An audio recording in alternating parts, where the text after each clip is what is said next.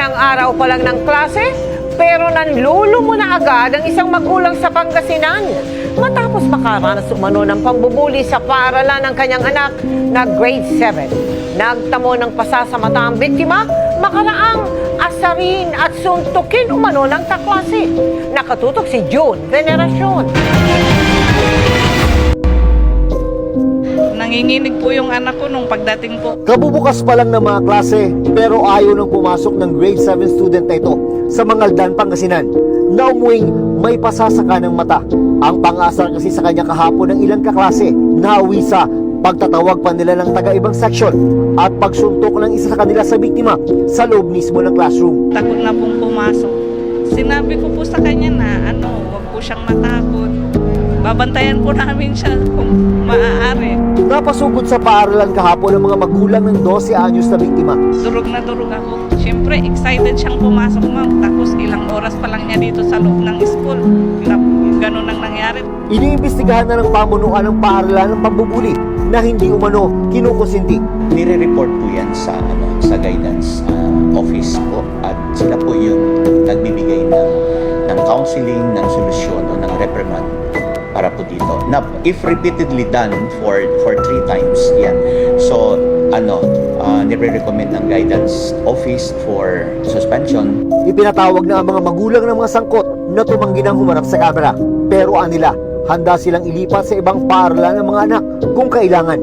Ang mga insidente ng bullying ay kabilang sa mga punteriya ni PNP Chief Nicolas Torre III nang bumisita sa isang paaralan sa Quezon City.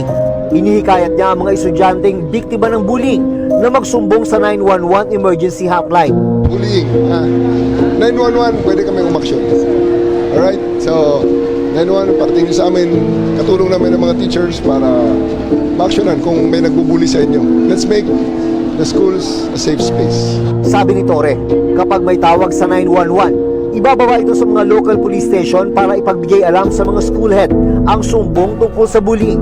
Sa loob naman ng eskwelahan, we are coordinating with the schools. Siguraduhin natin na walang bullying, walang mga krimen na makakabiktima ng ating mga estudyante. Kung bullying sa labas ng eskwela at outsider ang pasimuno, pabor ang Coordinating Council of Private Educational Associations o COCOPEA na rumisponde ang mga pulis. Kung ang tinutukoy po ay bullying, meaning any criminal act against any person using violence, definitely malaking bagay po ang tulong ng PNP. Pero ibang usapan na raw kung bullying sa loob ng eskwelahan. Bullying is not defined as a crime. So dun pa lang, makikita na natin na this is not a police matter.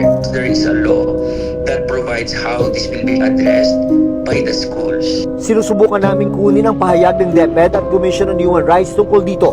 Bago pa ang pagsisimula ng klase, ay mas pinalawig at pinalakas ng Department of Education ang programa kontra bullying.